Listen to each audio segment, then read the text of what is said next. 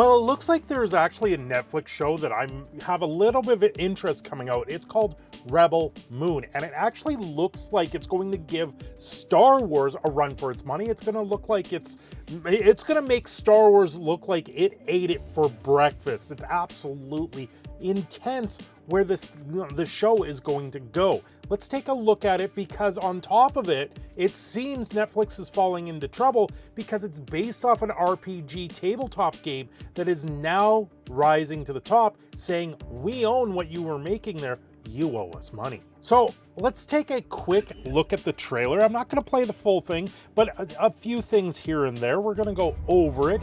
Maybe I'll just mute the music here. That way we don't see too much of it.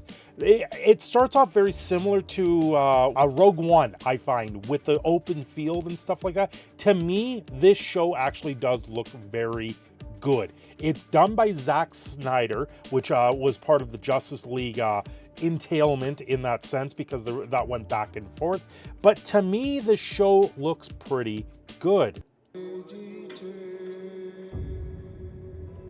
I'm trying to remember where he's from too, because there's a few big names in this, if I remember in particular when I first saw the trailer. It looks like a space opera, a battle. It looks like what Star Wars should have become, is something very epic like this. This is like bridging the gap between Star Wars and Game of Thrones in this case. And they also even have that samurai style in it, which Star Wars originally was based off a samurai style story.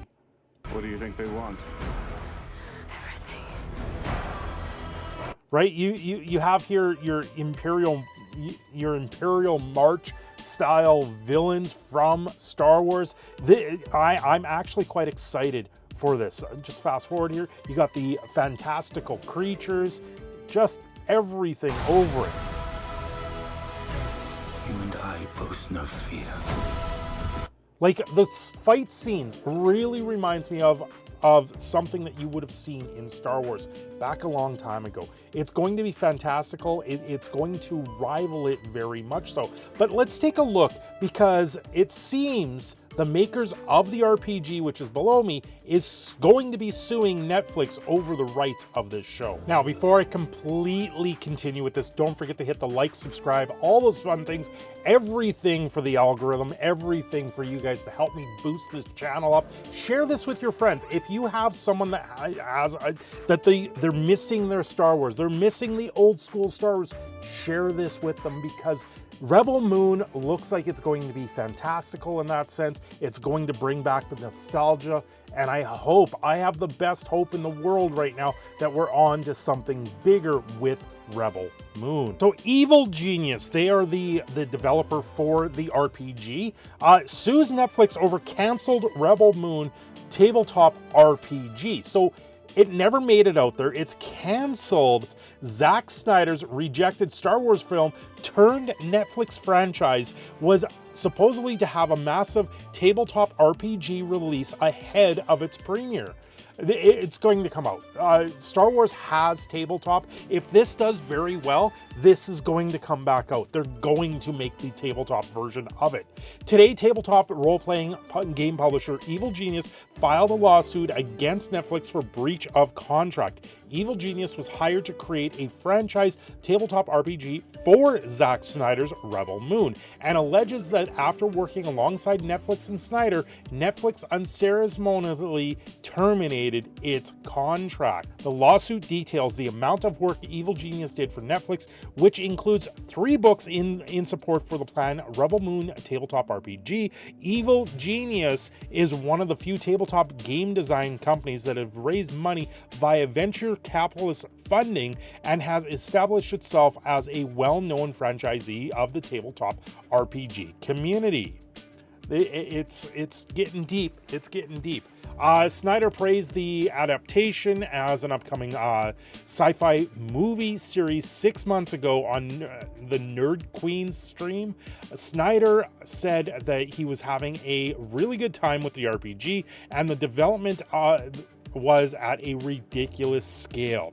He also describes the RPG that Evil Genius was working on at the time as immersive and intense, according to David Scott, the founder and design of the lead team at Evil Genius. At the time, the alleged breach of contract in May 2023, the complaint asserts that the tabletop RPG was nearly done with the 2 sellable products, a 430-page player's guide and a 337-page game master's guide.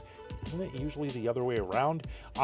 Where in the final editing stages, there was almost a massive internal document produced, a Rebel Moon World Bible detailing original details about the settings and characters of Rebel Moon, which was being used to reference for Evil Genius during the development of the RPG. So the story goes deeper. Netflix terminated the agreement with Evil Genius based on the claim that Evil Geniuses breach confidentiality provisions. There are 2 instances where the breach could have occurred. According to the complaint, the first instance occurred when Evil Genius Games, alongside 2 Netflix employees, so they did it in unison, distributed images during a February trade show as part of a retailer buzz campaign.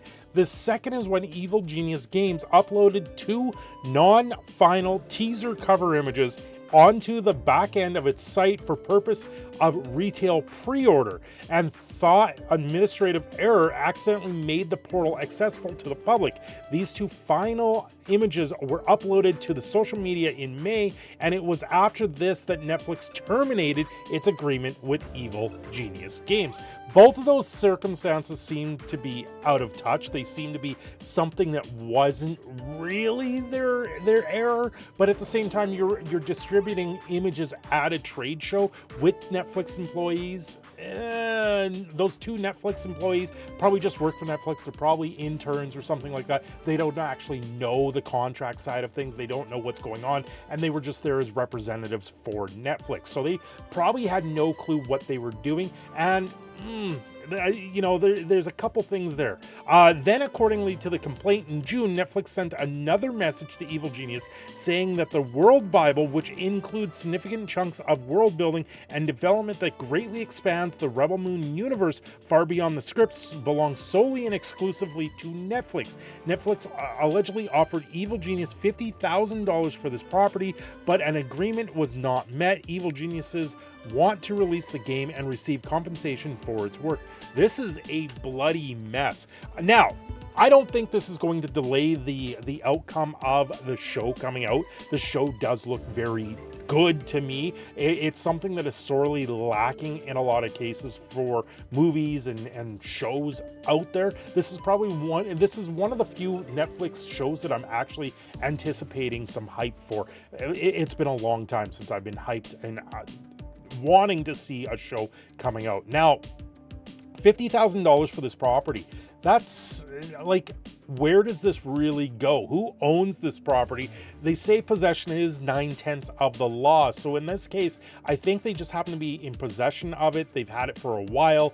And when the contract was terminated, they were like, we kind of need this back. So you know what? Here, what we'll do, we'll throw you an egg. We'll throw you 50,000 bones, and you guys give this back to us. And then we just go on with our lives. But it seems that Evil Geniuses want to release this game. This game's going to come out, and I think Netflix should maybe step back and go, you know what, maybe let's take a relook at this, have this come out after the fact. People will be clamoring for this, and I can tell you right now, as a person of pop culture, as a gamer, as someone that plays a lot of role-playing games in the past, something like this where you're playing or you're watching a show and then you go, okay, I want to simulate that in a tabletop setting. People will make rules for this, so why not get ahead of it and just have them release their books? What will it do? It may rival Dungeons and Dragons out there, or I'm more worried that it actually simulates something that we saw in the Star Wars TCG, or not the TCG, the tabletop RPG. It might do something more in that case where it's too close reference to some of those things. So then it becomes a little nuance. It becomes a very tough position to actually release an RPG like this, especially if things are very similar in that sense. So there's a lot of moving cogs and moving parts that have yet to be seen here. I'm kind of hyped to see this show, but this was an interesting story nonetheless for gaming in general. Thanks for watching. I'm your proud Canadian Phoenix Cineshadow. I'm signing off here. Don't forget to like and subscribe, and I will see you all next time.